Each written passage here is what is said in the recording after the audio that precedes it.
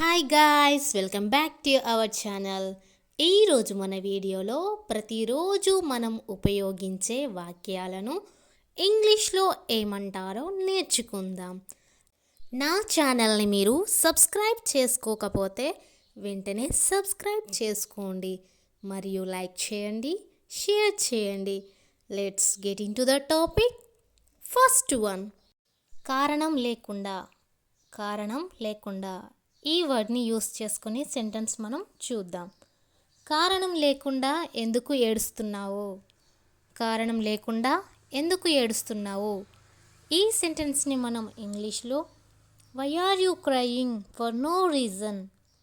Why are you crying for no reason అంటే కారణం లేకుండా ఎందుకు ఏడుస్తున్నావు. అండ్ నెక్స్ట్ సెంటెన్స్, కారణం లేకుండా అతడు అక్కడికి ఎందుకు వెళ్ళాడు? కారణం లేకుండా అతడు అక్కడికి ఎందుకు వెళ్ళాడు? ఈ సెంటెన్స్ని మనం ఇంగ్లీష్లో why is he going there for no reason. Why is he going there for no reason అంటే కారణం లేకుండా అతను అక్కడికి ఎందుకు వెళ్ళాడు. అండ్ నెక్స్ట్ సెంటెన్స్, కారణం లేకుండా ఆమె వాళ్ళకి డబ్బులు ఎందుకు ఇచ్చింది?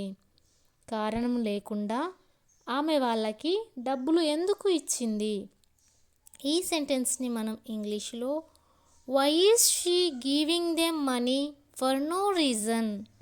Why is she giving them money for no reason అంటే కారణం లేకుండా ఆమె వాళ్ళకి డబ్బులు ఎందుకు ఇచ్చింది. అండ్ నెక్స్ట్, నేను అందుబాటులో లేకుంటే. నేను అందుబాటులో లేకుంటే అని వర్డ్ యూస్ చేస్తూ సెంటెన్స్ని ఎలా ఫామ్ చేయాలో ఎగ్జాంపుల్స్ చూద్దాం. నేను అందుబాటులో లేకుంటే ఎవరు వెళ్తారు?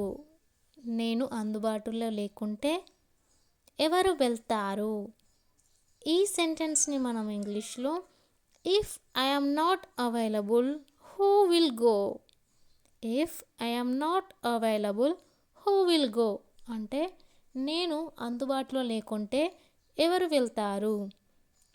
అండ్ నెక్స్ట్ సెంటెన్స్, నేను అందుబాటులో లేకుంటే ఎవరు సహాయం చేస్తారు?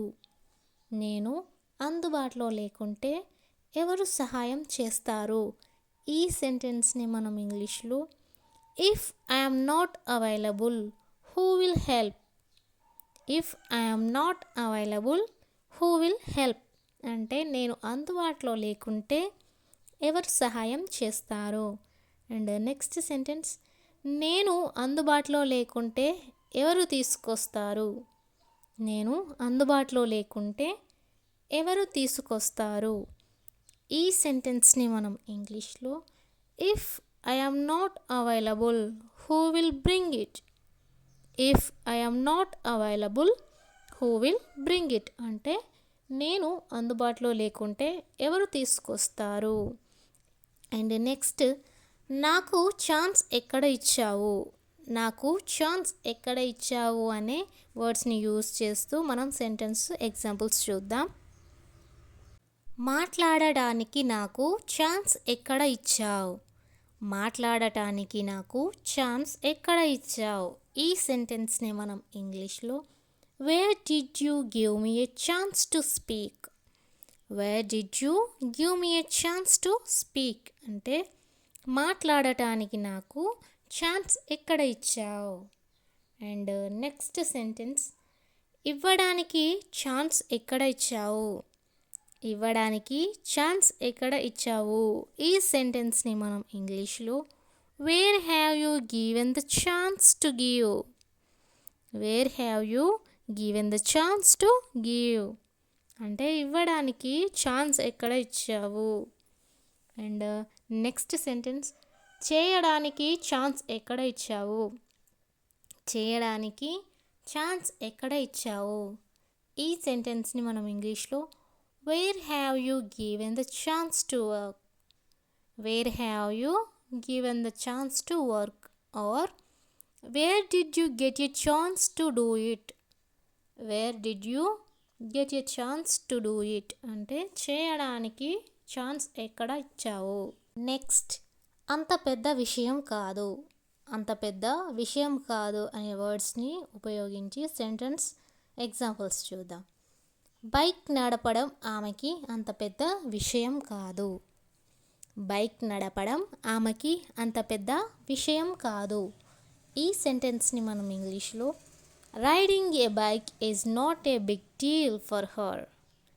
Riding a bike is not a big deal for her అంటే బైక్ నడపడం ఆమెకి అంత పెద్ద విషయం కాదు. అండ్ నెక్స్ట్ సెంటెన్స్, ఇది అంత పెద్ద విషయం కాదు. ఇది అంత పెద్ద విషయం కాదు. ఈ సెంటెన్స్ని మనం ఇంగ్లీష్లో it's not a big deal. It's not a big deal అంటే ఇది అంత పెద్ద విషయం కాదు. అండ్ నెక్స్ట్ సెంటెన్స్, ఇంగ్లీష్లో మాట్లాడటం వాళ్ళకి అంత పెద్ద విషయం కాదు. ఇంగ్లీష్లో మాట్లాడడం వాళ్ళకి అంత పెద్ద విషయం కాదు.